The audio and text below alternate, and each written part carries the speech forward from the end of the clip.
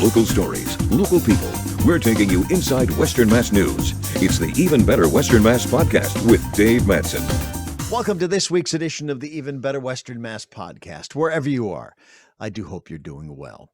Well, this is the last of the Even Better Western Mass Podcast. Starting next week, the podcast will become Western Mass News Getting Answers. It's a news and public affairs program that I'll be hosting on the networks of Western Mass News every Sunday morning at 11:30. That's on ABC 40, CBS 3, and Fox 6. The program will drop on YouTube and Apple Podcasts the very next morning. Each week, I will be talking with federal, state, and local newsmakers about the issues of the day and the impact that they have on you. So this week, I thought I'd take a look back at some of the 73 podcasts I've done since they began on February 17th, 2020. Now, if you remember, that was just a month before COVID-19 shut pretty much everything down on March the 17th. I initially did all of the interviews in person, and that was the plan until COVID hit. Thankfully, though, there is Zoom, and in late March, I began doing all of the interviews virtually. Well, the second podcast I did was with Springfield Mayor Domenic Sarno. We talked about a lot of things, including how he got his start in politics. I grew up in my father's barbershop, and I know the word politician is sort of a bad word now, but when I was growing up, it seemed to be revered, and I remember people came from my father's, old-time barber's barber, nothing fancy, and the people from all walks of life came in there, from the average rank and file to the, pillars of the community. And I always noticed, that no matter who it was, about, being respectful, but I always noticed with barbers or bartenders, hairstylists, people come to you and looking for advice and wisdom, and they need help on certain situations. Sure. So I used to watch that in the shop, and they'd say Alphonse or Al, Al the bar. Who do I need to talk? My son's got an issue here, or we have an issue in a neighborhood. And he knew where to direct that, and usually it was a community official, elected official. So I always thought, it came across to me that politicians were there to, you wake up in the morning and say, what good can I do for my community, not for oneself. So the bug came very early for me, and then I was sort of always involved in it when I was in school with a student council or class president or doing this or that. And then I became involved in campaigns. And what's the first one you worked on? The first campaign I worked on was Rick Roach, who was a state representative. We grew up in the, he's a little bit older than me. We used to play basketball at his brother Joe's house on Winnipeg Street. He used to let us use the court he had there. Any time we always played hoop.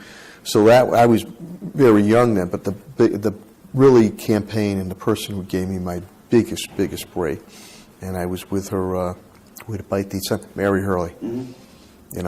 Known Mary since I was 15 years old. So she gave me my big break. But I started doing anything and everything from, stamps on the envelope, putting signs up, all the way to the point in time of, helping not run campaigns, but just strategize, do that. Then I finally said, why don't I take a shot myself?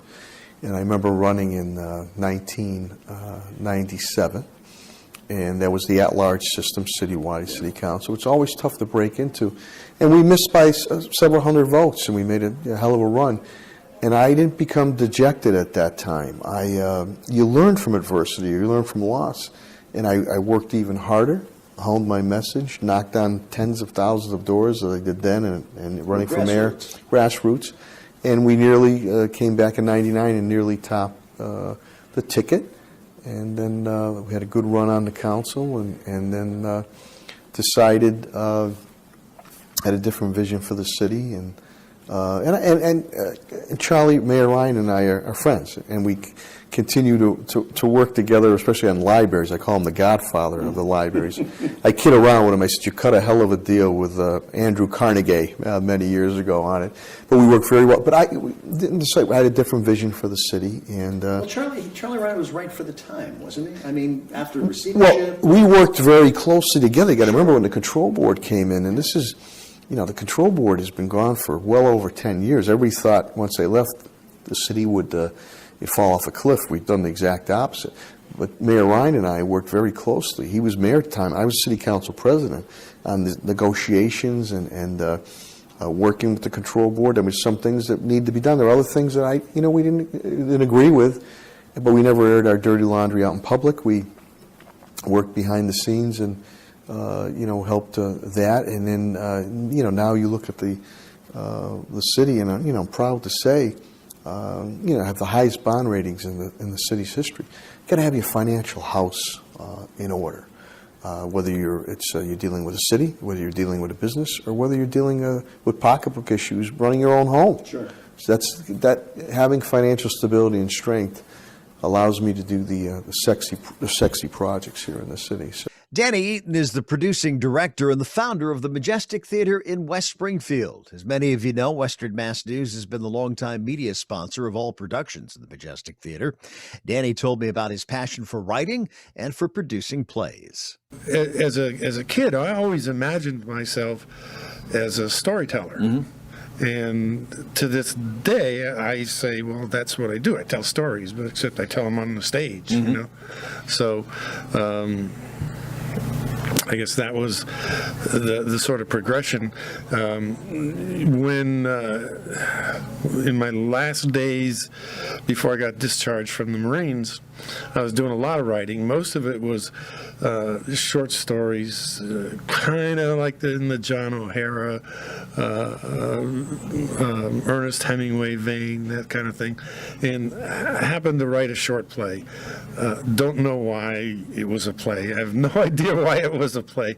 And I just tucked it away. And when I got discharged and started my college career, met a professor and who had just starting a drama program. This was at Hoyle Community, yeah, and there hadn't been anything there in the past. And I mentioned to her, well, I've got this play. And she said, well, I'd love to read it. And so, I dug it out, and she said, well, I'll produce it. No kidding. So I said, well, that was fantastic. And, mostly as a short story writer, I'd be sending out short stories to publications, and, occasionally you'd land something in a small quarterly or something, but mostly the return mail was all rejection slips, yep. And here's a play that's going to get produced, and I have to say it was a god-awful play. It really was. But, what inspired me was that the feedback was immediate, mm-hmm. and every night it was produced, you had more feedback, and never got that kind of feedback from writing short fiction. Yeah. So that's kind of got me started. Local entertainer and radio personality Dave Brinnel joined me. Dave and I talked about his role in giving Rachel Maddow her start in radio. You were the guy that gave Rachel Maddow her big break. Yeah, we needed a new sidekick, and so we held on-air auditions. Always a good idea. Yeah. And we had some clunkers in there, but she pulled up. Now Rachel's thing back then was her neutral gender look. So she showed up. We looked out the window, and she had crew cut Buddy Holly glasses, like a 1950s boy's shirt, and that look that she loved so much. She loved to play with that. Yeah. And so the fact that she was often mistaken for a guy back then, she had fun with it, so we had fun with it. I mean, we actually did a contest to win Victor Victoria tickets. You remember that show? I do. Yeah, where it's about a woman pretending to be a guy, pretending to be a woman. Julie Andrews and James. Yeah. Gardner, yeah. Robert Preston was in the movie. Yeah. So we gave tickets. We went to Tower Square and had people guess her gender. And it was 50-50, which I think was just luck of the draw. But she loved it, and it was a fun contest. It was a contest unlike any other I'd heard in the market, for sure. But no, she was wonderful. I mean, she was brilliant, and she only left the show because she was working on her dissertation for her doctorate at Oxford at the time, and she thought the show was getting in her way. Real slacker. Yeah, really. But I ran into her a year later, or sometime later, in a bar, and she told me, you know what? I never thought I'd say this, but I really miss being on the radio. Yeah. And from there, she went over to RSI, and then whatever happened to her, I haven't heard from her. You know, since. I haven't heard much about her. No idea. But I think with anybody like that, you long for the simpler times. I mean, life was a lot simpler back in those days. Sure. You know, and well, she has done very well for herself, and I mean, a real voice as far as national politics are concerned. And I mean, you got to feel good about that. Yeah, that she's the highest paid. From my understanding, she's the highest paid personality on that network, and I know their ratings have gone up, their rates have gone up, everything. So she's doing great. Have you talked to her about perhaps having live music and a musical director on the show? No, I have not.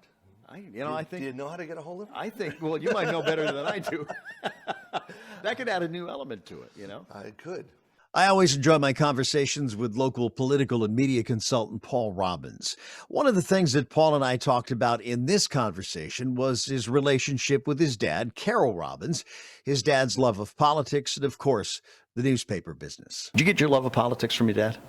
Yeah. I remember I used to do floor demonstrations in a pretend convention in my living room. He used to get stuff like sent to him, political stuff. He'd bring it home. We had the first Russians to come after the Cuban Missile Crisis through the State Department that came to the region, came to my house.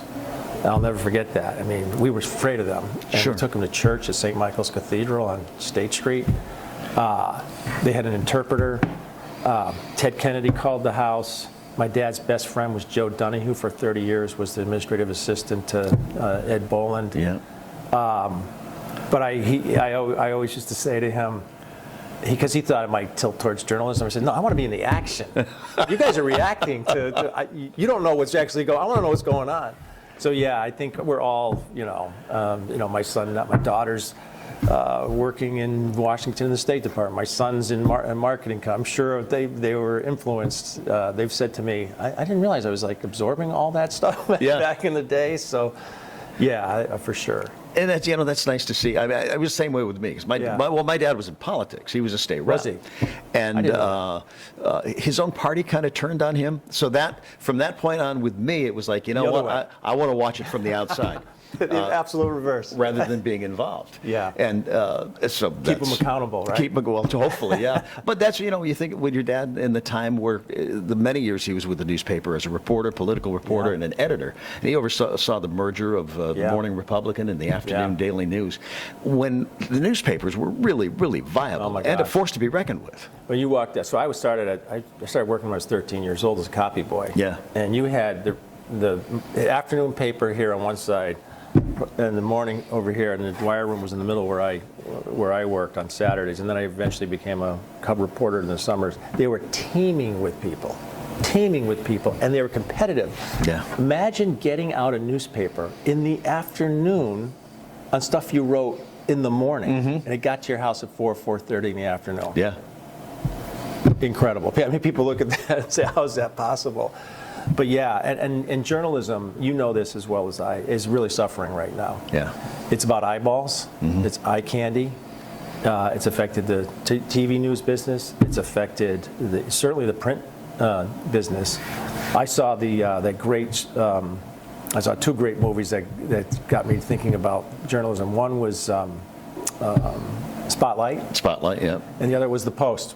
So after I saw The Post, I uploaded the apps for the Times and The Post, and so I got to, we got to keep journalism alive. When you've seen it. Yeah. When you think about what Woodward Bernstein and the Washington Post did, even to begin with the Pentagon Papers. Yeah. And continued with the Watergate. It's funny. My dad used to bring home newspapers from around the country. Yeah. And then when I was working on those Saturdays, from about 6 to 10, you were really busy, and then you just kind of hung out in case somebody died and it was famous. But I had the Post was there, so I'm 16 years old at that time, I think, and Woodward and Bernstein were just starting their stories, so the Post was just sitting there. Dave, I probably read every single story that they wrote about and so I was like this is serious. Yeah. And this is before it became, more. And the risk they took. Oh my God. I mean, the Washington Post was under a boatload of pressure. Yeah, and in the movie, they really pressured. And I guess I didn't know it at the time. The Post was not doing that well. No. And they could have gone under. And there are moments in American history when someone has the courage, and maybe we can get one here someplace, to say, no, I'm going to do the right thing. And she did. Yeah. And the rest is history. My longtime colleague Scott Cohen and I talked about his long career in TV and radio. We also talked about his coverage of local sports and the friendships that he developed through the years.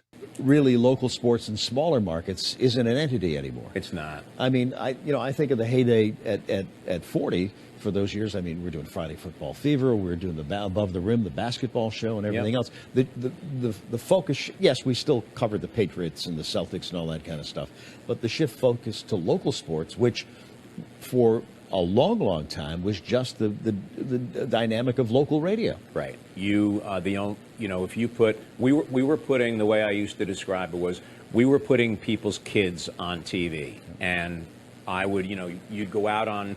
I remember going to the 99 in East Longmeadow when Casey was growing up, and you go in there for lunch on a Saturday afternoon, and there were families there, and they would go, oh my God, we love going home. Everybody goes home after the game and watches Friday Football Fever. One of the best compliments that I was ever paid, Joe's in Northampton. Yep. Okay, landmark.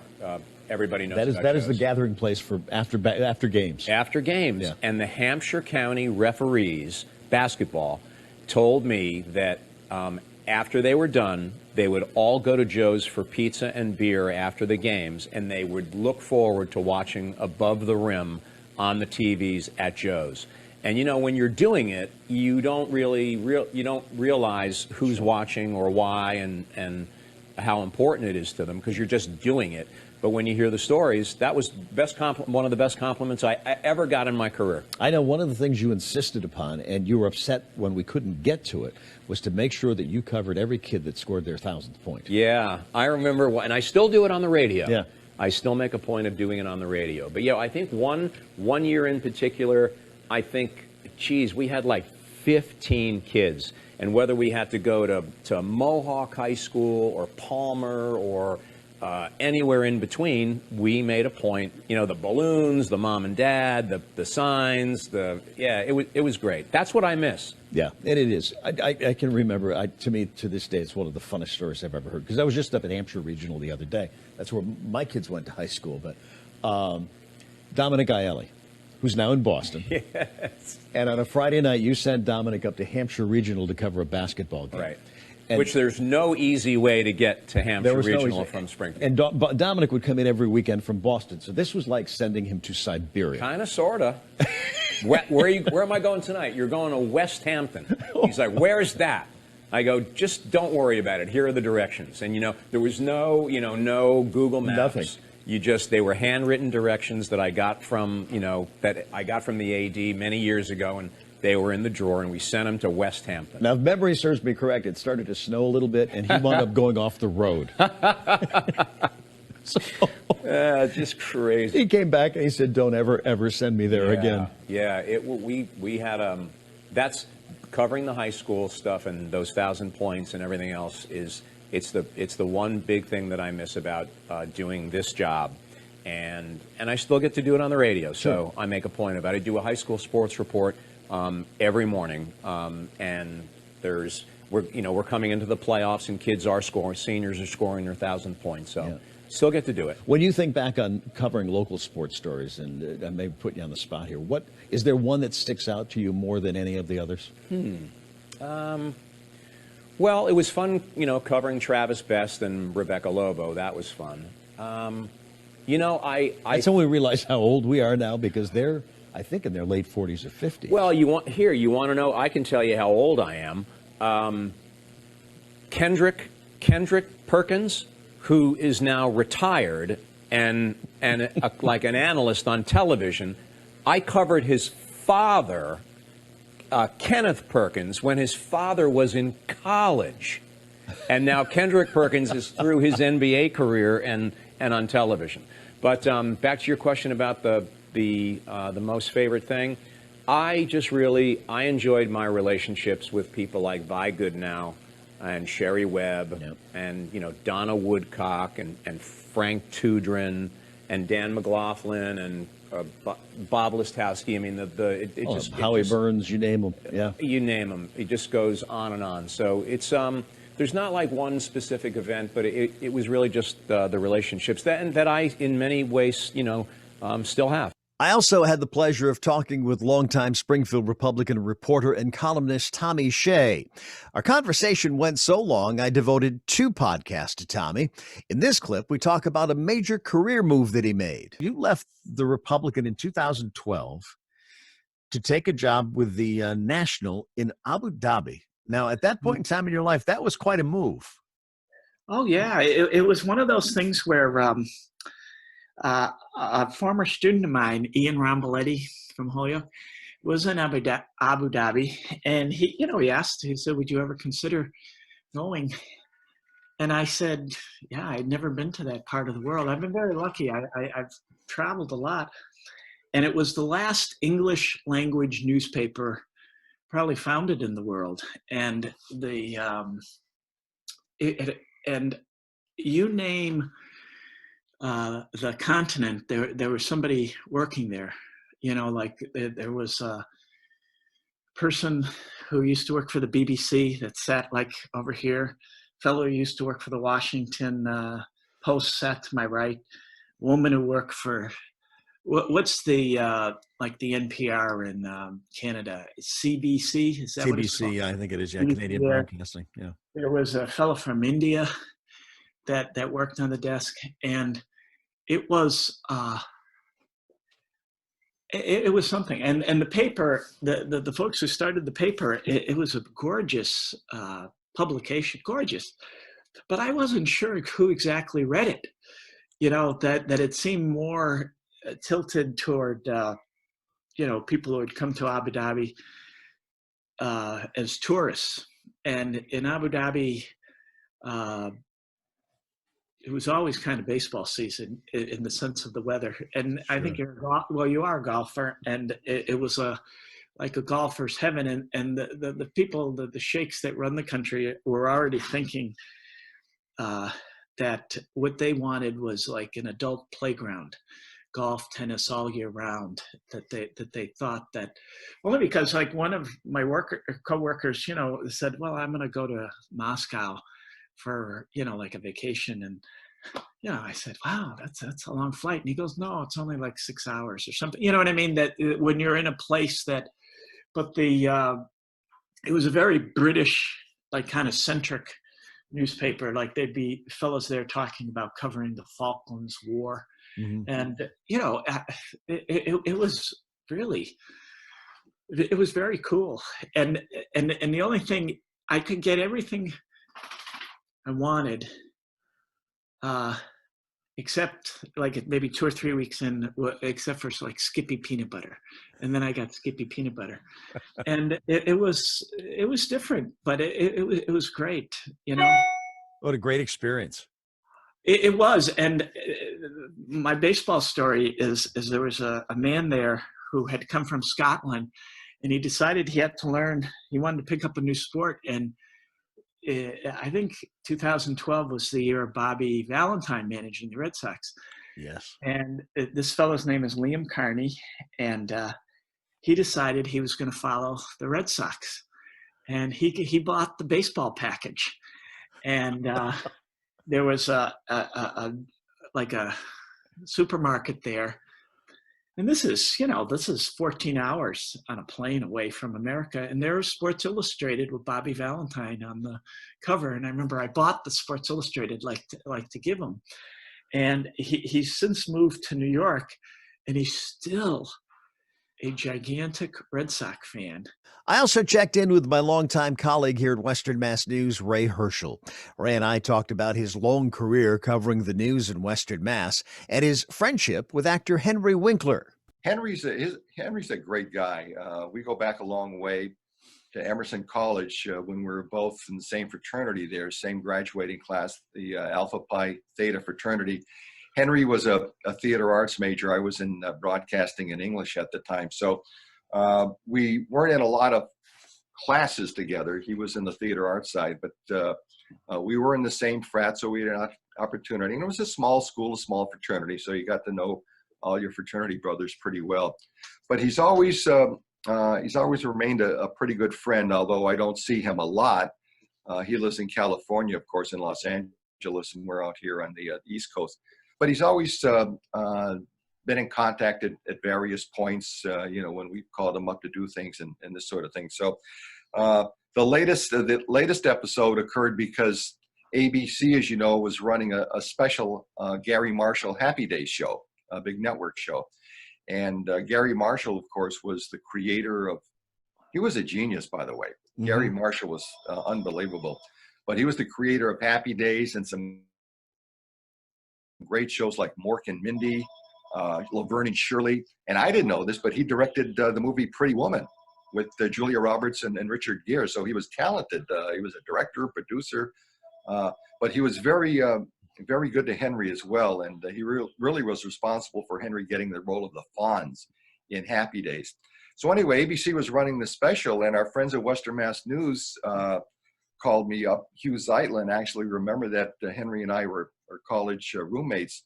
So he said, Ray, how would you like to do a Zoom chat with Henry? We can kind of tie it into the ABC special. So I said, that's a great idea. I haven't spoken to Henry in a while.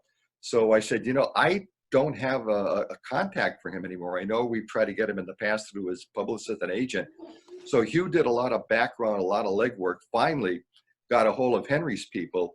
And one thing led to another, and we were able to agree on a time and had a nice little Zoom chat. So, I credit the folks at Western Mass News for kind of putting this together. And, Beth Ward wrote the story. Hugh kind of produced it. Bob Hastings was the photographer in the house here shooting the cutaway shot. So it all worked out very, very well. And we had a nice chat. Henry and I had a nice chat. And when I saw him, you think you've got the long hair and everything. His hair is getting kind of white. He's got a beard now. So he looked a little bit like Santa Claus to me. I hadn't seen him in a while. I hadn't seen him with that long beard. But just as nice as ever. Very nice man. And we had a very good chat, reminiscing about some of the old days, our fraternity brothers. And I've still got a picture here, Dave. Let me show it to you. If I can hold it up here. There's, we're getting a little go there. Yep. Remember, that was when Henry came to the station. I'm thinking it's probably mid 70s or so, about 1976, I would guess. Yeah, somewhere in there. Yeah, because I found the film from that. And you did. Yeah, you did. And he was in Springfield. He was hosting an oldie show at the Springfield Civic Center, and came by the station because we were an ABC affiliate. And of course, Happy Days was an ABC show. So he came by the station to say hi. And then I did an interview with him too. So there you can see us, me you with still have those pants. Yeah, you still have those? I'm laughing because, Henry's leather jacket ended up in the Smithsonian, and I think my plaid pants ended up at Salvation Army somewhere. So it's funny though. We had a nice chat. We were laughing about the length of our hair. Look at the hair there too, long hair. But we had a great time. He did the weather forecast that day. Yep. That was absolutely hilarious. And he even admitted, he said, I didn't know what the heck I was talking about. He was from the West Coast. So he was trying to point to these New England states like Rhode Island and Vermont and, New Hampshire. Didn't know what they were, but he was doing the weather forecast and putting on a performance. It was very entertaining and very good. So we had a big chuckle over that. I remember too that I think Frank Knight was the weatherman at Channel 40 at that time. So when Henry came in, Frank was trying to give Henry some tips and tell him a little bit about the weather. And Henry was kind of listening and winking, and I think it went in one ear and out the other. But when the camera went on, Henry just performed and did the forecast, almost like an entertainment show. Very, very, very good. We had a great time that day at the station. Just before the 4th of July last year, I had the pleasure of talking with Boston Pops conductor Keith Lockhart. As you may remember, COVID-19 canceled the Pops' entire season last year, as well as the historical 4th of July concert on the Esplanade in Boston. The concert was back this year, not in Boston, though, but at Tanglewood in the Berkshires. Keith and I talked about how he and his family were dealing with COVID-19 and about his 25th anniversary conducting the Boston Pops. Does it seem like it's been 25 years? Well, sometimes it seems like I've been here 100 years. And sometimes it seems impossible that that much time has passed. It depends on the day, I suppose. It is hard to imagine, when I came, I knew it was a long-term commitment. I knew it wasn't something you just did for 5 years till something else came along. I mean, something else better came along. Well, what exactly was that going to be? It's a pretty apex job with a pretty apex organization. But at 35, when I thought it was a long-term thing, I don't think anybody at 35 thinks a quarter century down the road. So, but here I am and still loving the job. And, I think one of the interesting, you said it's a good thing at the end of the day, what COVID has caused. I mean, not the deaths, obviously, and all that, but what it has caused in terms of slowing things down, stopping things, causing us to recalibrate. One thing that will happen for me is I'm never, ever going to take for granted being on a stage performing for an audience again. I mean, I've always been pretty, I think, grateful about that sort of thing. But, like it's a job. I mean, I do 125, 130 concerts a year, all in. And eventually those feel like a job. And sometimes you go, oh, wow, gotta get dressed, gotta go do the concert again. That's never gonna happen again. I can't imagine a time coming out of this where I will ever look at my watch and say, boy, I can't believe I've got to do a concert tonight. And again, I think that's put into perspective for all of us, not taking anything we do or the people we know for granted, that there is something special. And I can't imagine what it's like to perform like on the Esplanade to tens of thousands of people, and an American tradition, to be a part of that. It just must be so special. It is an incredible thing. It's somebody asked once early in my tenure what it felt like to perform for 500,000 people. I said, actually feels like about same as about conducting for 50,000 people, because you can only see the first 50,000. But it is, but that was partly, it was a lie, because that much humanity, you can sense that it's there. I mean, it almost moves the compass needle. It's so many people. And you know that the orchestra that you are responsible for is the center of all those people's appreciation of, it's the reason they're there. And so, yeah, it's an awesome responsibility, but also a wicked good time. And to have your name spoken in the same breath as Arthur Fiedler, John Williams, Keith Lockhart. Yeah, and now I'm just about, I'm just almost as old now as John Williams was when I took the job from him. So these things happen. No, I mean, I'm honored to be in this company. I'm honored, and I'm very fortunate to have stood on the shoulders of giants. And the three of us now have had, in 10 years, when I hope I'm still conductor of the Boston Pops, the three of us will have had the job for a century. So. That's remarkable. When you speak of it in those terms, it's like, well, okay, 25 years, but a quarter of a century. It seems to have more impact to it. You've led more than 2,000 concerts. Any one of them stand out any more memorable than the other? No, impossible. I mean, there have been great concerts that have been in some of the most intimate venues. And that 2,000 concerts, by the way, is only what I've done with the Boston Pops over the last 25 years. It's not, I was music director of a full-time orchestra in Salt Lake City during that time. I was principal conductor of one of the BBC orchestras in London during that time. So there have been a lot more concerts than just the 2,000, but the 2,000 are just the Boston Pops. And yeah, I mean, there are not so much the concerts stand out as being the best concerts, but the most extraordinary experiences. Certainly, if I had to do in all that time, my top concerts, my first 4th of July in 1995, when I got to see what that looked like and felt like for the very first time, and it really almost like hit me right square in the chest.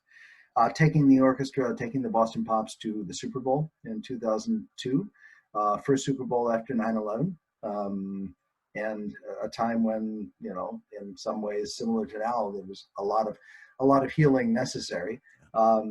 And you know, it was also the beginning of the Patriots dynasty, so it was fun on all sorts of levels. I'd say outside of the Boston Pops, that same week that we played the Super Bowl and the Patriots won, I flew back to Salt Lake City and led the Utah Symphony in the opening of the 2002 Winter Olympics in Salt Lake City. It was the exact same week. I said that was this, you know, I should, you know, let the bolt of lightning strike me now. It's not going to get any better than that. And years later, in 2012, I guess, conducting for Queen Elizabeth's Diamond Jubilee, broadcast all over the world, and from the grounds of Buckingham Palace, with I joined on stage by Stevie Wonder, Elton John, Renee Fleming, Lang Lang. I'm leaving a few, Paul McCartney. You know, you know, that was those would be the ones that were the most wow moments. Doesn't matter that they were the best concerts. It's just that I got to go, wow, I'm so lucky that I got to be here. It's also been a lot of fun to be able to catch up with longtime colleagues here at Western Mass News. You heard from Ray Hershel. I also talked with Eileen Curran. Eileen and I co-anchored the news back in the mid-90s. In this conversation, we talked about her career move to Boston and anchoring the news there. A lot of folks don't know that you were born and raised in Holyoke. Yeah. And we've seen on the national news people covering the Holyoke Soldiers Home story. And every time they say Holyoke, I yell at the TV, David Madsen, you're mispronouncing my hometown. But yes, born and raised, and and I always consider it home. And I am was grateful for the opportunity to broadcast the parade for 16 years, because just, you know, prior to that, it's like you do get immersed in your life out here in Boston. And, you know, I have kids and stuff going on. And so I wasn't always making it home for the parade or my dad's Irish night with the Ancient Order of Hibernians. But those 16 years, it was like, you have to be there. And thank God, because I was able to spend, you know, time with people I love in my family. And I was able to see you and wave to you and Kathy Tobin and Barry Krieger and Ray Hershel for all those years when you guys were marching by. And it was really, you know, I always, you know, believe that, you know, God gives you a kick in the pants, and you know, and there's a reason why. And that's actually, getting back to your original question, you know, that was why I ended up, you know, moving to Boston. It wasn't that I had this big desire to, you know, make it to Boston. I wanted to see if I could make it to Boston, because, as you know, in Springfield, it at the time was the 103rd market in the country. And for people not familiar with TV markets, New York is the number one because there's the most people. At the time, Boston was the number 5 market in the country. It's now dropped to like 9 or 10, but still top 10 market. And we in Springfield were always the training ground for bigger markets. Like, we would bring these young minds in, and we would mold them and teach them all about journalism and about, you know, really like writing scripts. Before we started recording this, we would talk about how, you know, sometimes we're so, you know, strict about scripts, but that's so important. That I always considered was such an important part of our job, because if we don't know what we're talking about, how do we, you know, tell the audience? And it's a big responsibility. You are broadcasting to thousands and tens of thousands of people. You have to know what you're talking about, and it has to be right. So even though I'm sure some of those young newbies would look at you and me and say, oh, they're so mean. But if they left knowing the rules, of journalism, then it was worth it. Well, that's So it. You just never settled for mediocre. It's like, no, it needs to be right. And it needs to be good. And that's, I think, that's the way you'd want to be, especially like, and not just in your job, but in your parenting and in your your spouse relationship.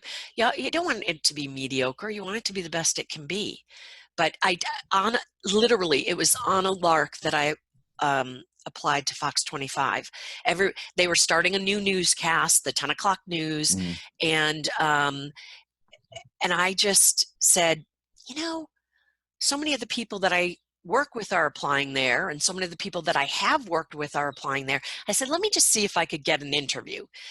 And sure enough, I ended up getting an interview, and I went to the interview not intending, not thinking that I would get the job, but also not intending that I would accept it if I did get it. And then I got the job offer. And I remember looking at my family and I was like, what do I do? I mean, now I kind of got to put my money where my mouth was. And it was a tough decision in some respects, but it was also one of those things where, I felt I was getting a kick in the butt to see what I could do in a big market. And so I had to go, Dave.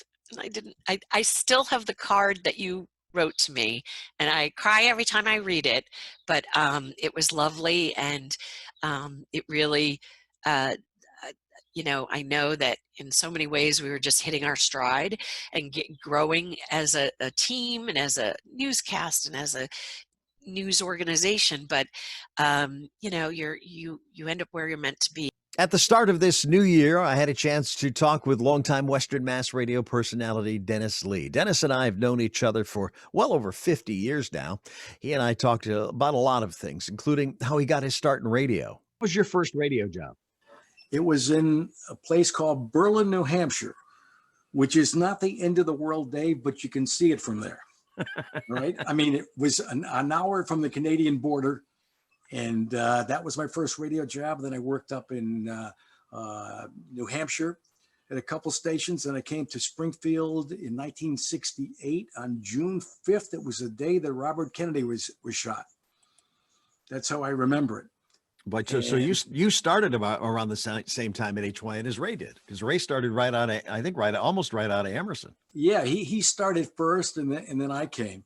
And I can remember going over. His mom invited me over for lunch, and I remember meeting his folks, and it was just nice, and like you say, a lot of nice people. And I try to think, if I'm in a rotten mood these days with the the virus and everything else that's going on, the politics, crazy stuff, I try to think of some of those people once in a while and just smile. I think at Jack O'Neill, we were through the wars together, and there's a million Jack O'Neill and Dennis stories, and I could talk about Jack for a day and a half.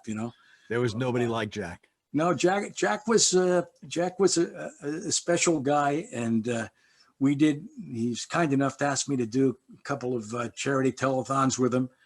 And you did the UCP telethon for years. I'm not a TV guy. You know the old radio line. Get a good face for radio, right? That's the old line, right? That's everybody uses that. But Jack asked me to do it, and I was supposed to be with him all night, and host all night on Channel 40.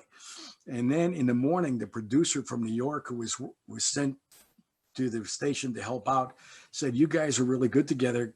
Can you come back during the day?" And I said, "Geez, I don't know anything about TV." Matter of fact, but I didn't like doing TV, Dave, because I'll tell you why. I only did it like one day a year, and I felt like you couldn't get good at it.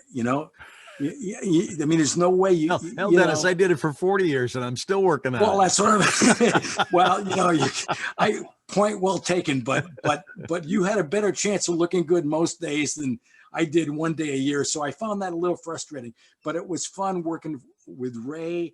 And let's see, who can we mention from STCC? Andy Shabelli, who was a great guy. He did. I got to tell you this, and Ray knows this story. I guess I can tell you this. Andy would walk by a mirror or the camera, and he'd start combing his hair, and he'd say, "Who am I?" Of course, it was Ray, and he would do an impression of Ray always combing his hair. and Ray would like laugh and giggle. And, but once again, he was a really good guy and a smart guy and a really good guy to know. Well, I think too, all involved in the community. Let's talk about those early days at HYN. I mean, growing up here, that if you listen to rock and roll radio in the 60s, it was WHYN. I mean, this is the heyday of AM radio. What was it like when you walked in there? I mean, that had to be, I mean, that place was crazy. I've heard stories. Well, I'm trying to think what my impression was, it was a big deal for me. I didn't know I was going to get this job, and I got the job, and I walked in them, and their studio was actually, a really nice studio and comfortable, and, and it was classy. And of course I was an impressionable kid, and TV was down the hall, and that was a big deal to me, because I'd never been around TV. So, but they had some really good people that worked on TV. As people, I'm not even talking about talent now. Once again, I just get a bigger kick out of thinking about the people that I knew and the people I laughed with and that I knew, engineers. Deegan was there, right? John Deegan? John Deegan, and there's a character, right? You look in a dictionary under character, you see John's picture. That's just the way it is, right? And there were a lot of people like that. And the engineers, this is kind of like in stuff, folks, but, a lot of engineers, if you ask them what time it is, they want to build you a clock, and you don't speak English. But the engineers at HYN and 40 were just regular guys that knew how to fix anything. But if you said this switch doesn't work, they'd say, okay, we'll fix it. And they were good guys, and they weren't what you would call nerds. They were just really good guys. And once again, more nice people that you knew and you felt good about. I enjoyed a wide-ranging conversation with Cynthia Simmons, the executive editor of the Springfield Republican, the first woman to hold that title in the paper's 195-year history. Locally, which is the story that stood out, maybe had the biggest impact on you? So I may get a little emotional now. My work with veterans has been, without a doubt, the most rewarding. It started a lot because I covered the Air Guard over in Westfield, traveled with them, got to know a lot of the people there. But then for the 50th anniversary of World War II, the publisher at the time, Larry McDermott, said, I can't think of anybody better. You should do this series and reflect on the war through the eyes of local veterans. And that started it all. It was just a watershed moment for me. And, fast forward to 2020 and some of those men and women, I'm sorry, they're now gone, and yeah, you mentioned the soldiers home just struck a chord with me that should not have happened. Now I'm getting emotional. It just that was one of the things I thought too. It's like, here's these men who gave up their lives for the country and survived World War II or the Korean War or the Vietnam War, only to be taken by this COVID. And and as you said, this didn't have to happen. No. So, but that's, I mean, I met incredible people who became my friends. I mean, the survivors of the Bataan Death March. I mean, these are heroes. The D-Day veterans. You just, and now, I meet Vietnam guys and Korea men and women who served, and there's still a rich, rich military history that just, there's more to be told. So. Their stories, and you think about World War II, and I know my dad and my father-in-law. There's a reason why they were called the Greatest Generation. Mm-hmm. Yeah, and I've kind of invoked that as I talk to friends. They instilled in us, you and me, the next generation. I think the right stuff to survive the COVID pandemic. I think they set a standard that we'll get through this. I maybe I'm being too Pollyanna-ish, but we'll make it. It won't be without some sadness and grief, but but we'll get there. One of my favorite interviews was with singer-songwriter Gary Puckett. Gary and the Union Gap have been entertaining people around the world for nearly 60 years now. Hard to believe. Gary and I met a few years back when he was performing at the Big E, and we've kept in touch ever since. Gary and I talked about he's been keeping busy during the pandemic and about his storied career. Isn't it neat for you, though, to know that your music, made well over 50 years ago now, just spans generations, and your fans from that era are bringing their kids, and in some cases they're bringing their grandkids to listen to your great music. It's really true that it happens, and thank you for that. I appreciate that. It's always, what is the word I want? It's not inspiring, but that sort of applies, when I go somewhere and I find a couple who are parents of a 17-year-old girl who comes up to me with her parents and says, "I'm just totally in love with you," and I go, "Excuse me?" She just, and they say, "I love the music. I just find that music, and then I found you in Union Gap, and I think you're the greatest." And it's just really nice, it's really uplifting to see the young people in the audience. I mean, when you started in the mid 60s, did you think you would be where you are today, still out there performing? And you sound as good as you ever have, which considering all the years that you've been singing, that your throat and everything else is just as good as ever. Well, thank you. I appreciate that. I have to work at it a little bit more than I used to. There was a time in my youth when I could stay up for 3 days and not be affected by no rest and, that kind of stuff, and still sing the show. But no, it's rest is important, and being hydrated is important. But it was a gift to me from the man upstairs, so I just try to keep it in good shape. And no, I didn't think that I'd be doing this 50 some years later. It didn't occur to me. When I think back about standing on the stage at 23, 24 years old and thinking, well, I don't know if I want to be standing on this stage when I'm 30, and then I go, well, wait a minute, it all worked out pretty good in the long run. Now, when you think back, when you're growing up, I mean, when did you realize that, something, I've got a good voice here, and I think we could do something with this? When did you realize that? To be honest with you, I never realized it until I found myself, the leader of a band that it became the Union Gap, and I did 80% of the vocals. And I had the idea at that time that I probably could do something if I could make some recordings and all that kind of stuff. But even as a kid, I didn't really know that I had a voice that was good or unusual or any better than anybody else or anything like that. I just simply loved, music, grew up with rock and roll. My mother said to me at one point, you see, my parents used to, at Christmas time, they would get a tape recorder when I remember being 12, 13 years old, and even younger.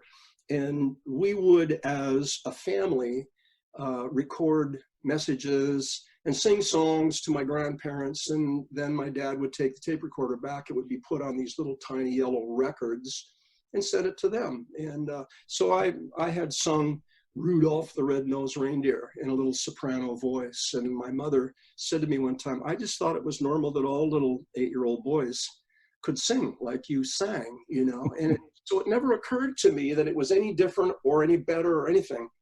I'm just fortunate at some point that I did realize that, I always loved music and always wanted to be in music. This spring, one of my guests was good friend Gary Brodeur. Gary, a very talented ventriloquist and longtime radio personality here in Western Massachusetts. We talked about a lot of things, including his attending John Lennon's 31st birthday party. And so he invited me to go to John Lennon's 31st birthday party. And I said, yes, I would go. There was no hesitation there, was there, Gary? No. So I went to his 31st birthday party for 3 days. So it was quite interesting. Well, you were young. I was young. That was October 1971. So he was turning 31 and I was like 18, I think, something like that. 18. Yeah, I think I was 18 years old. And went there, and I remember walking into a room, and there's my hero sitting down, and he stands up to shake my hand. And the only thing I remember about that was I thought, he's kind of short, because I figured he had to be like 10 feet tall, and we were the same height. And so he stood up, shook my hand, and Yoko was there right next to him. So I turned around to sit down next to him. So now I'm facing the wall of where I came through the door, and there's a couch and a love seat. As I'm sitting down, sitting on the furniture is Ringo and his wife, Klaus Vormann, who's a bass player that they knew back in the German days. And he also did the artwork for the album Revolver, the front cover. He was there. Jim Keltner, drummer, he was there. Phil Spector was there. Allen Ginsberg, the poet, was there. Eric Clapton. So as I'm sitting down, I'm looking back at all these faces that are right across from me in the same room, sitting on the couch in the love seat. It was just, it was unbelievable. That's when you pinch yourself and say, so how did I get here? Yeah. How the heck did I get here? I had a lot of fun talking with my good friend and former colleague, Priscilla Ress. Priscilla and I worked together, if you remember, at Channel 40 back in the late 90s and early 2000s. Priscilla's career went on to take her to New York and Connecticut, Florida, and Arizona. She's now back in Western Massachusetts doing public relations for Eversource. Priscilla and I, of course, talked about a lot of things, including one of her most memorable assignments. I think the fall of the Berlin Wall. Yeah. And when we flew over with the guys at Westover, and we were on a C5, and they don't have maps because it's the end of the Cold War. They don't have maps because they haven't been able to fly over. They're doing it through, what do they call it? The VFR, the AF, but they're literally just looking and flying. And then, so my photographer, Janice, with her big, beautiful blue eyes, we were sitting in the back, and the two of us are just getting air sick. And the guy said, well, you can sit up front with us. Okay. So we were sitting up in front with them. So then as we were getting ready to land, they said, okay, everybody has to get back to their seats. They have to lock down. They've got to whatever. And Janice somehow got left by herself in the front seat with her camera. So we land in Russia. That's where we were going, into Russia. And the doors open. And there's Janice holding her camera and saying, hello, comrades, by herself. And it was just her. And there it was with this beautiful shot and all of this access. And yeah, that was just one of those moments. And to see, what we had been raised and told about Russia, this superpower and everything. And then when the Cold War was over and we got to see how they were really living, it was desperate. Talk about going back into the 50s. It was desperate. They could offer us a soda, and they put some sugar cubes on the table, and they had Russian writing on them. So Janice and I were like, oh, we got to save these. And you could see the look in their eyes going, oh, please don't take the sugar. So, I mean, it was extraordinary. Priscilla referring to a good friend, Jan Garrett, who worked with her on countless assignments through the years.